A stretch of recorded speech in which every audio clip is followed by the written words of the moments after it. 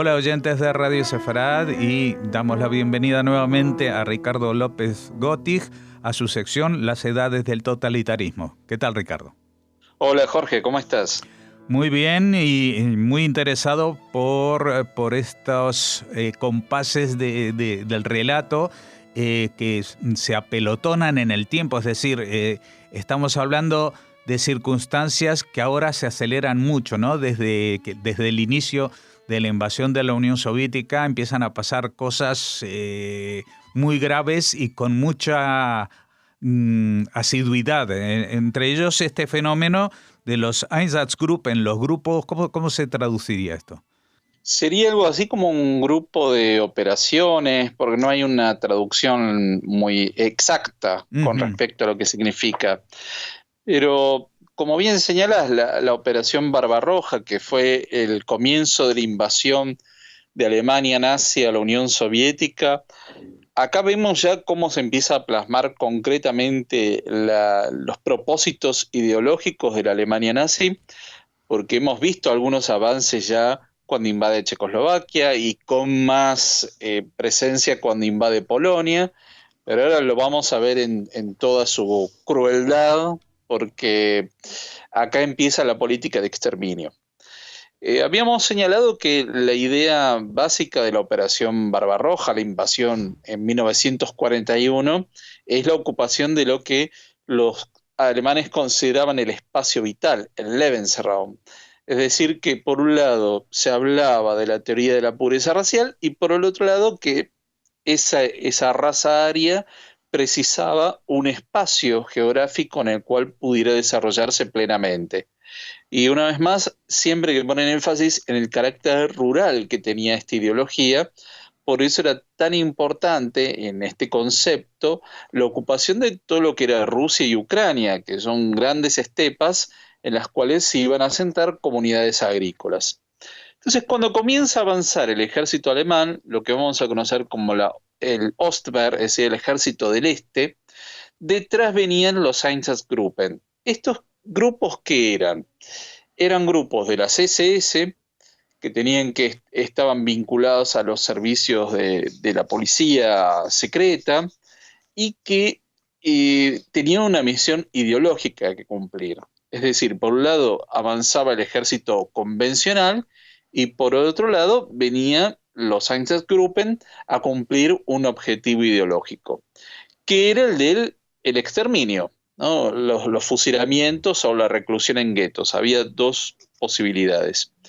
Se distribuyeron en 4 grupos geográficos para llevar adelante esta tarea, sobre todo de los fusilamientos. En total, los Einsatzgruppen deben haber reclutado más o menos unas 3.000 personas y que eran pelotones de fusilamiento. Es decir, esto hay que señalarlo, contaban con apoyo local, porque ¿cómo identificaban a la población judía si no eran judíos ortodoxos, ¿no? Si ya estaban asimilados, era muy difícil identificarlos y sobre todo tengamos el contexto de la Unión Soviética. Entonces, acá sí vamos a ver que había un gran apoyo local, hubo, digamos, partisanos ucranianos que participaron muy activamente. También van a encontrar los alemanes mucho apoyo en los países bálticos para identificar a la población judía local y hacer estos pelotones de fusilamiento. Esto lo vamos a ver sobre todo, esta idea de los fusilamientos en las pequeñas aldeas, los pequeños pueblos, porque se los identificaba, se los sacaba de la ciudad, se los llevaba a algún descampado, los obligaban a cavar fosas y ahí se producían los fusilamientos. Y una vez más, tengamos en cuenta que esta era una guerra biológica, con lo cual no había una idea de matar solamente a los hombres en edad militar, sino que el objetivo era matar a todos los judíos que encontraban, hombres, mujeres, niños, ancianos, es decir, del primero al último. Eh, y acá los Einsatzgruppen van a aproximadamente con este método tan presencial y tan, digamos, poco sofisticado de exterminio, van a matar aproximadamente a 1.200.000 judíos. Esto va a significar una serie de problemas, porque por un lado, aun cuando quisieron deshumanizar a los judíos, aun cuando hicieron todas las campañas de propaganda y demás, estos comandos tenían serios problemas psicológicos, porque no es sencillo matar niños ni matar ancianos, es decir, aunque quisieron decirles que no eran humanos, evidentemente estas personas que llevaron adelante esta tarea criminal vieron que eran humanos. Y hubo grandes problemas psicológicos en estos comandos, se dedicaron en gran medida al alcohol, y el mismo Himmler, cuando va a supervisar lo que estaban haciendo los Einsatzgruppen, se dio cuenta que era una carnicería y que él mismo quedó horrorizado por lo que se hacía. Por otro lado, otra cuestión que hay que tener muy en cuenta es que en plena guerra, y desde el punto de vista económico, era un gran desperdicio de municiones. Esto lo tuvieron muy en cuenta porque empezaron a matar 2 personas con una misma bala, buscaron formas de acelerarlo y hacerlo más económico, y sin embargo era un gran desperdicio de municiones porque en la guerra hay que ver contra quién se combate, ¿no? Y en este caso estaban matando civiles con este objetivo. Tengamos en cuenta que en el plan general del Este, lo que se llamaba el Ostgeneralplan, se comprendía que iban a ser asesinados entre 30 y 60 millones de personas en el espacio vital. Con lo cual, los judíos, el propósito era aniquilarlos completamente. Después iban a morir millones de eslavos que encontraban a su paso, y el resto de los eslavos que sobrevivían podían ser o bien esclavizados como mano de obra, tal como lo vimos en el caso polaco cuando se creó el gobierno general, o bien una parte iban a ser expulsados detrás de los montes Urales, en donde se iba a instalar un muro, y detrás del otro lado del muro se iba a expulsar al resto de la población, con lo cual se iba a crear un gran vacío geográfico que posteriormente iba a ser llenado por colonos germánicos. Entonces, lo que primero hacen es identificar a la población judía. También los Einsatzgruppen se dedicaban a eliminar a los jerarcas de los partidos comunistas, ¿no?, de los distintos países que componían la Unión Soviética y que encontraban en su paso. Y otro genocidio importante fue el de los gitanos, que también van a encontrar a su paso. Entonces, desde lo biológico, los judíos y los gitanos.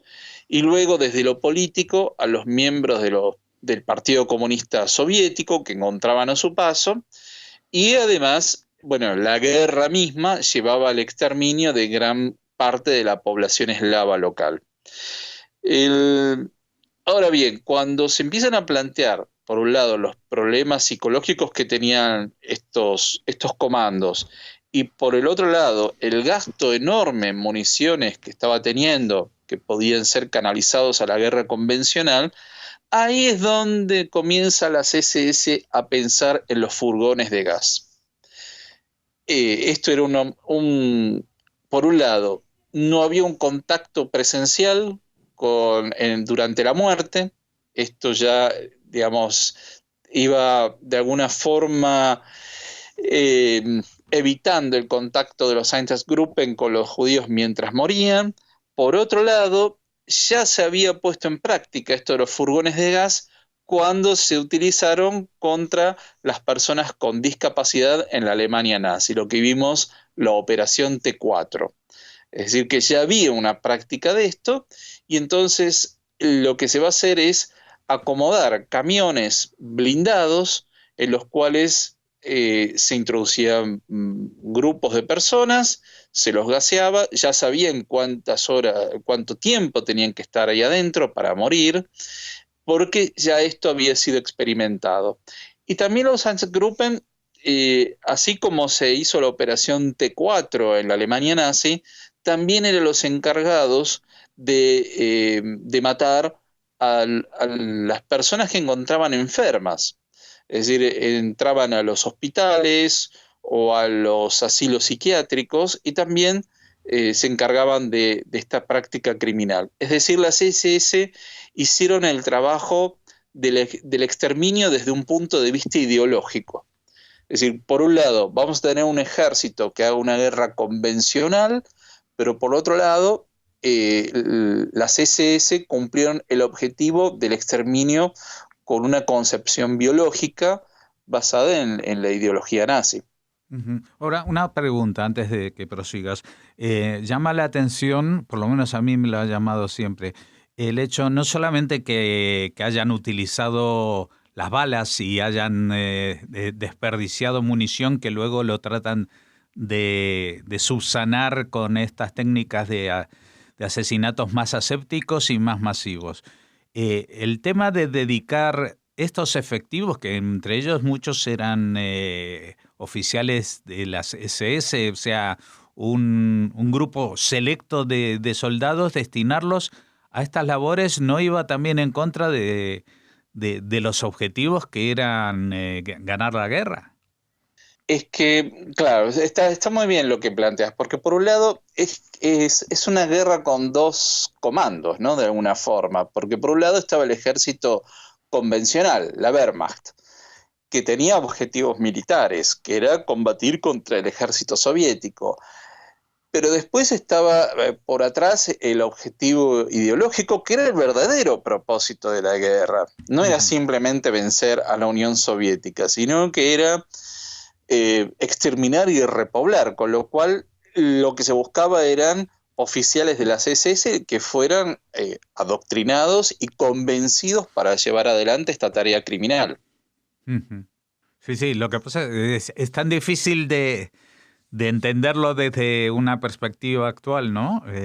Cómo se puede llegar a implantar este tipo de pensamientos en todo un país, en una sociedad como la Sí. alemana de entonces.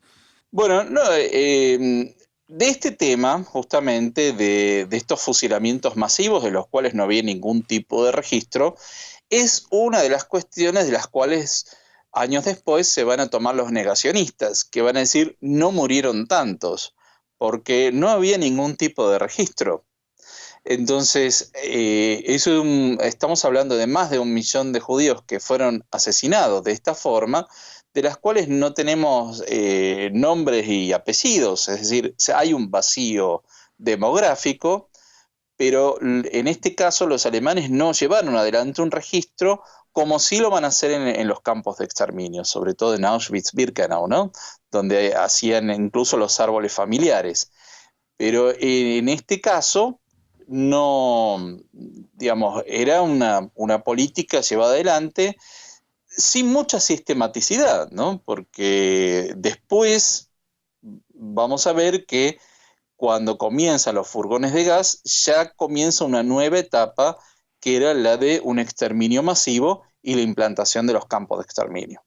Ujú. Bueno, respecto a esto de que no hay documentación, el origen de mi familia paterna es de una ciudad que estaba en Polonia en esa época, que luego fue parte de la Unión Soviética por el Pacto Ribbentrop y que luego fue invadida por los alemanes. Estoy hablando de una ciudad que Sí, se conoce como Brest.